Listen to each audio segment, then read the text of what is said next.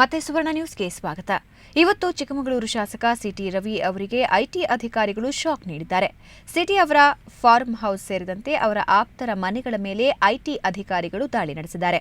ಆದಾಯ ತೆರಿಗೆ ಇಲಾಖೆ ಹೆಚ್ಚುವರಿ ಆಯುಕ್ತ ಪಳನಿವೇಲ್ ರಾಜು ನೇತೃತ್ವದ 125 ಅಧಿಕಾರಿಗಳ ತಂಡ ಏಕಕಾಲದಲ್ಲಿ 5 ಕಡೆ ದಾಳಿ ನಡೆಸಿದ್ದು ಮಹತ್ವದ ದಾಖಲೆಗಳನ್ನು ಪರಿಶೀಲನೆ ನಡೆಸ್ತಾ ಇದೆ.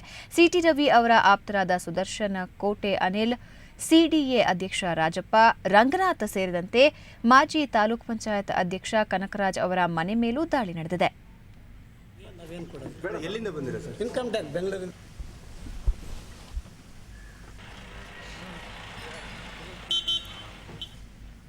ಬಿಡದಿ ಆಶ್ರಮದಲ್ಲಿ ನಿನ್ನೆ ನಿತ್ಯ ಶಿಷ್ಯರು ನಡೆಸಿದ ರಂಪಾಟಕ್ಕೆ ಮಾಜಿ ಸಿಎಂ ಕುಮಾರಸ್ವಾಮಿ ಕಿಡಿಕಾರಿದ್ದಾರೆ.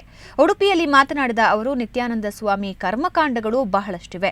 ಸ್ವತಃ ಬಿಜೆಪಿ ಸರ್ಕಾರವೇ ನಿತ್ಯನ ರಕ್ಷಣೆಗೆ ನಿಂತಿದೆ ಅಂತ ಗುಡುಗಿದ್ದಾರೆ. ಅಷ್ಟೇ ಅಲ್ಲ, ಮಂತ್ರಿಗಳೇ ಆಶ್ರಮಕ್ಕೆ ಹೋಗಿ ಬರ್ತಾ ಇದ್ದಾರೆ.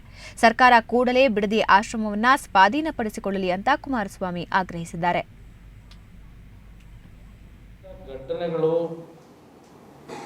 ಬಿಜೆಪಿಯ ಸರ್ಕಾರ ಬಂದ ನಂತರ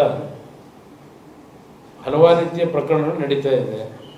ಇದಕ್ಕೆ ತಕ್ಷಣ ಕ್ರಮ ತೆಗೆದುಕೊಳ್ಳೋದು ಒಳ್ಳೆಯದು.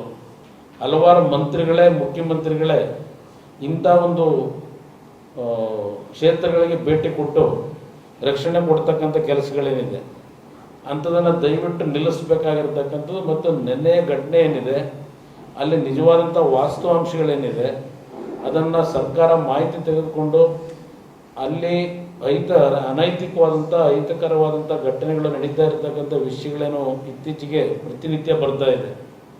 ಅದನ್ನು ಸಂಪೂರ್ಣ ಇಲ್ಲ ಸರ್ಕಾರವೇ ಕಾನ್ಸಂಟ್ರೇಟ್ ಮಾಡ್ಕೊಳ್ತಕ್ಕಂಥದ್ದು ಒಳ್ಳೆಯದು.